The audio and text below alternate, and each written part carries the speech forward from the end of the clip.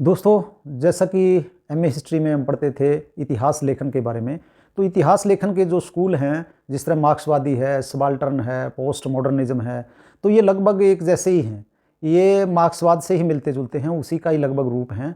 और इनका काम है समाज को बांटना, कहीं इकोनॉमिक्स के आधार पे, कहीं पे जाति पाति के आधार पे, कहीं किसी और आधार पर।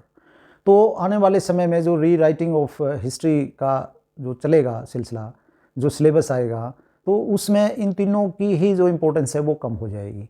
और जो राष्ट्रवाद है, राष्ट्रवादी जो स्कूल है, जैसे आर.सी. मजूमदार, जदुनाथ सरकार, इस तरह के जो साहित्यकार हैं, जो इतिहासकार हैं, तो उनका महत्व बढ़ेगा। और ये भी सुनने में आता है कि सरकार ने आर.सी. मजूमदार के कोई 14 वॉल्यूम में हिस्ट्री के जो हैं उनको लिखवाने के लिए जो है एक पूरी टीम है जो इस पर काम कर रही है, उसको रिप्लेस करने के लिए। जो पहले से जो लेफ्टिस्ट लोगों ने यहाँ का इतिहास लिखा हुआ है, उसको रिप्लेस करने के लिए 14 वॉल्यूम पे काम चल रहा है, जिसमें जो है आजकल जो ये तीनों जो अलग अलग बांटे हुए हैं अंग्रेज़ों के समय के, प्राचीन भारत, मध्यकालीन भारत और आधुनिक भारत, इसको भी समाप्त करके और जितना इतिहास लिखा गया है राष्ट्रवादी इतिहासकारों द्वारा, उसको उसी हिसाब से शामिल किया जाएगा। इन तीनों को समाप्त कर दिया जाएगा और जो प्राचीन भारत है उसको क्लासिकल हिस्ट्री के रूप में लिया जाएगा, और मध्यकालीन भारत और आधुनिक भारत का ये भी टर्म ख़त्म करने की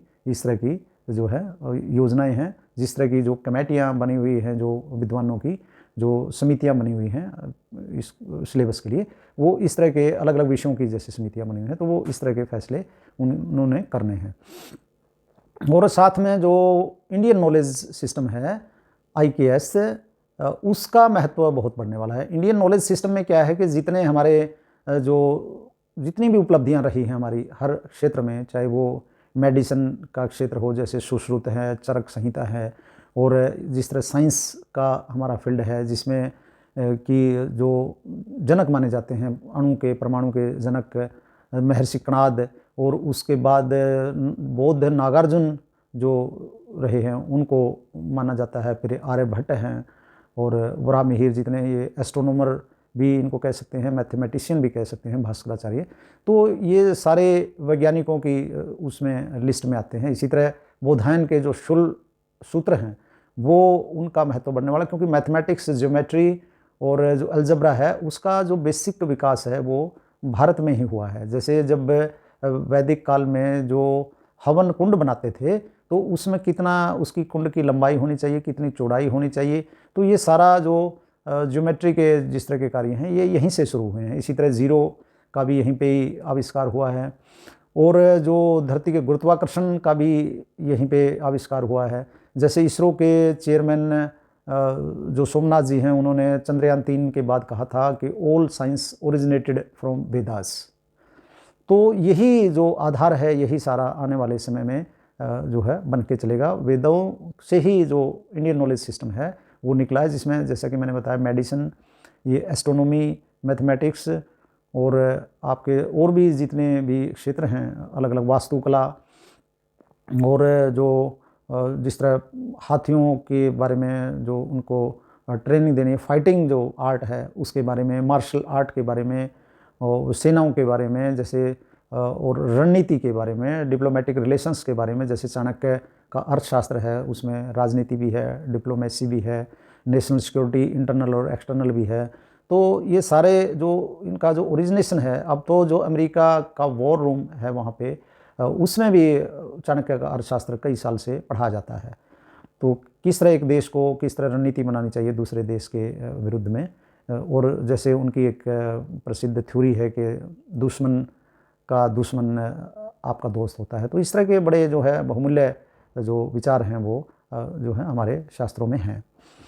तो हमारे यहाँ पे जो लेफ्टिस्ट हैं और जो बाहर के ये स्कूल हैं जो हिस्ट्रियोग्राफी वाले, हालांकि हिस्ट्रियोग्राफी में, इतिहास लेखन में ये लिखा हुआ है, पूरी किताब है ये, जिसमें एमए में पढ़ाते थे कि हिस्ट्रियन को, जो हिस्ट्री लिखता है, उसको अनबायस्ड होना चाहिए, बायस्ड नहीं होना चाहिए, निष्पक्ष होना चाहिए। लेकिन ये इतने बायस्ड हैं ये लोग, जितना भी इन्होंने भारत का इतिहास खासकर लिखा है, ये सिवाय पक्षपात के और कुछ नहीं है। निष्पक्षता तो दूर दूर भी नहीं है। और ऐसा तो कोई भी देश नहीं होगा जिसका इतिहास उसके विरोधी लिखें, उस देश के, उस संस्कृति के, उस धर्म के, उसके जो इतिहास के विरुद्ध हैं वो लोग, और उनको सपोर्ट करने के लिए, उस पे सही मोहर लगवाने के लिए बाहर के जो विदेशी लोग हैं, जिनके हम यहाँ जिन्होंने कॉलोनी बना के रहे अंग्रेज़ और दूसरे लोग, उनसे उनका समर्थन करवा के उस बात को पक्का करवाया हुआ है सिलेबस में। और भारतीयों की जो महानता है जितने भी फील्ड हैं, आप देखिए ऐसे ऐसे मंदिर पूरे देश में बने हुए हैं, खासकर दक्षिण भारत में तो अभी बचे हैं, उत्तर भारत के तो जो इन्वेडर्स आए, ये मुस्लिम इन्वेडर्स खासकर इन्होंने तोड़ ही दिए थे, क्योंकि पहले वाले जो इन्वेडर्स थे वो तो हिंदू ही बन जाते थे, चाहे वो शक हों। हालांकि वो जो फोल्ड था पहले हिंदू धर्म का, वो बहुत बड़ा था, बहुत विशाल था, वो उसी का ही हिस्सा थे, जिनको शक, हुण, कुषाण तो जो है कनिष्क जैसे लोग तो वैसे ही हिंदू उस धर्म और संस्कृति के बहुत बड़े पैरोकार थे, और यूनानी भी यहाँ हिंदू ही बन गए थे। इंडो ग्रीक जो अफ़गानिस्तान की तरफ जो माने जाते थे, उनके एक तरफ हिंदू देवी देवता होते थे सिखों पर, दूसरी तरफ उनके यूनानी देवता होते थे। तो सभी यहाँ हमारी संस्कृति में घुल मिल जाते थे, इतनी विशाल ये संस्कृति। उससे पहले तो लगभग पूरे संसार में ही जो है सारा जो ईस्टर्न यूरोप और सेंट्रल एशिया और मिडल ईस्ट और साउथ ईस्ट एशिया, ये सारा जो है हमारे हिंदू धर्म के प्रभाव में था। रूस और लिथुआनिया तक जिसकी हम बात करते थे, संस्कृत और लिथुआनियन कितनी मिलती हैं दोनों भाषाएं। तो हमारे यहाँ लेफ्टिस्ट और जो बाहर के जो स्कूल के लोग हैं लिखने वाले, इन्होंने कल्हण को ही यहाँ उनकी दृष्टि से कल्हण को ही इतिहासकार माना है कि जो उनकी तरफ से रिकॉग्नाइज्ड है, जिसने कि 3104 जो कली ईरा बोलते थे, पहले ये कली ईरा चलता था अंग्रेज़ों से पहले, ये विक्रमी संवत भी चलता था। तो कली ईरा के हिसाब से उन्होंने इतिहास लिखा, जिसमें दस्तावेज, शिलालेख और जो भी उनको प्रूफ मिले वहाँ कश्मीर का इतिहास उन्होंने लिखा है। काफ़ी और भी उन्होंने देश के बाकी घटनाओं को भी शामिल किया है, राजाओं को और इस तरह की, लेकिन मुख्य रूप से वो कश्मीर का इतिहास ही है। कश्मीर के राजा का जब बाहर के उसमें अपने देश के दूसरे हिस्सों से संबंध रहा, जैसे ऐसे ऐसे राजा हुए, मुक्तापीड़ थे, वो कहाँ तिब्बत, कश्मीर से लेके और आसाम और तमिलनाडु और फिर कैस्पियन सी तक। कैस्पियन सी को भी ये कहते हैं कश्यप ऋषि के नाम से बना हुआ। तो इतना काबुल के रास्ते वो गए सारे, उन्होंने खलीफा की सेनाओं को हराया। तो ऐसे ऐसे लोगों का जब इतिहास लिखा जाता है तो उसमें बहुत कुछ शामिल हो जाता है। तो उनको ये क्रोनोलॉजिकली जो है एक रिकॉग्नाइज्ड इतिहासकार मानते हैं, जिसमें कली ईरा से उन्होंने 1000 साल तक पांडवों की संतानों ने कश्मीर पे राज किया, फिर 2000 BC से जो है आगे का पूरा हाल 1150 तक का दिया हुआ है। बाद में जोनराज ने लिखा 1400 के आसपास, जो बड़शाह वहाँ जिनको कहते हैं, जैनुल आबदीन, उसके समय में, तो 14वीं शताब्दी में, तो उन्होंने जोनराज ने लिखा। तो ये जो इस तरह का जो BC जो लिखते हैं, आप आजकल इसको बिफोर कॉमन एरा कहते हैं, बिफोर क्राइस्ट जैसे पहले कहते हैं, ये भी BC भी बदलेगा। कली ईरा की ही ज़्यादा संभावना है आने वाले समय में, जब कलयुग लगा था 3104 में। ये आर्यभट्ट ने भी उसी का जिक्र किया है। कल्लन ने भी सारा इतिहास कली ईरा के हिसाब से ही लिखा है, और बाकी हमारे पुराणों में, शास्त्रों में भी वो 3104 BC से ही चलता है। उसी से फिर आगे जो है कॉमन एरा उसी से होने की संभावना है। उसमें कितना समय लगेगा ये तो अलग बात है, क्योंकि हम कितनी दूर तक जाएंगे। अब 8000 साल पहले सिंधु घाटी की सभ्यता है, तो वो BC लिखते लिखते हमारा तो सारा इतिहास ही BC में चला जाता है। उसके बाद का तो इतिहास कम ही रह जाता है कॉमन एरा का। तो उससे पहले का ही हमारा बहुत लंबा चौड़ा इतिहास है, बहुत प्राचीन संस्कृति और सभ्यता है हमारी।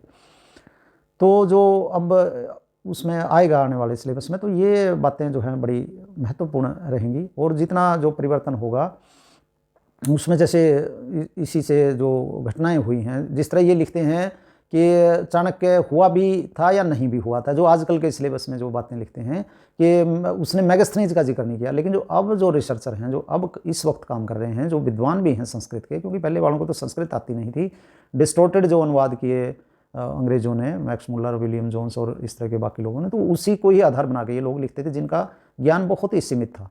और उनकी संस्कृति के अनुसार तो किसी शब्द का एक ही अर्थ होता है, हमारे यहाँ तो 3-3 अर्थ कम से कम होते हैं शब्द के। तो उन्होंने जो इतिहास लिखा उसी के आधार पे यहाँ ये इस तरह का लिखते रहे कि चाणक्य था या नहीं। लेकिन अब जो रिसर्चर हैं वो कहते हैं कि मेगास्थनीज का जो सेंड्रोकोट्स के दरबार में रहा, तो सेंड्रोकोट्स चंद्रगुप्त मौर्य हो ऐसा ज़रूरी नहीं है, कोई और राजा भी हो सकता है सेंड्रोकोट्स, क्योंकि ये यूनानियों ने लिखा है सेंड्रोकोट्स, वहीं से ही मेगास्थनीज का सारा विवरण जो मिलता है। तो इस तरह की बहुत सी, हर भारतीय की कोई भी बात पे प्रश्न चिन्ह नहीं लगाते थे। ये बाहर की जो ग्रीक थे और दूसरे लोग जो ये अंग्रेज़, ये बाहर की उन पे या लेफ्टिस्ट या जो उस तरह के मुस्लिम जो इतिहासकार हैं, ये बाहर की बातों पे ही ज़्यादा बिलीव करते हैं, जैसे अलेक्जेंडर द ग्रेट करके और पोरस को हराया, क्योंकि हमारे यहाँ तो इस तरह का हराने का कोई जिक्र है ही नहीं, कोई विवरण ही नहीं है। तो ये सारा वो अपने देश की सेनाओं को क्यों कहेंगे कि वो हारी और वो वापस चलेगी, जीती हुई सेना वापस कैसे जाएगी। तो इस तरह का जो है काफ़ी कुछ परिवर्तन होने वाला है, जिसमें ये जो तिथियां हैं, तिथियों का भी 3104 जैसे कली ईरा से तो BKE बिफोर कली ईरा इस तरह का आने वाले समय में हो सकता है। और 3104 से जैसे कल्हड़ ने क्रोनोलॉजी के हिसाब सिस्टमेटिक जो इतिहास लिखा है, उसी की ज़्यादा संभावना आने वाले समय में बनेगी। और रामायण और वेद तो और भी बहुत प्राचीन है।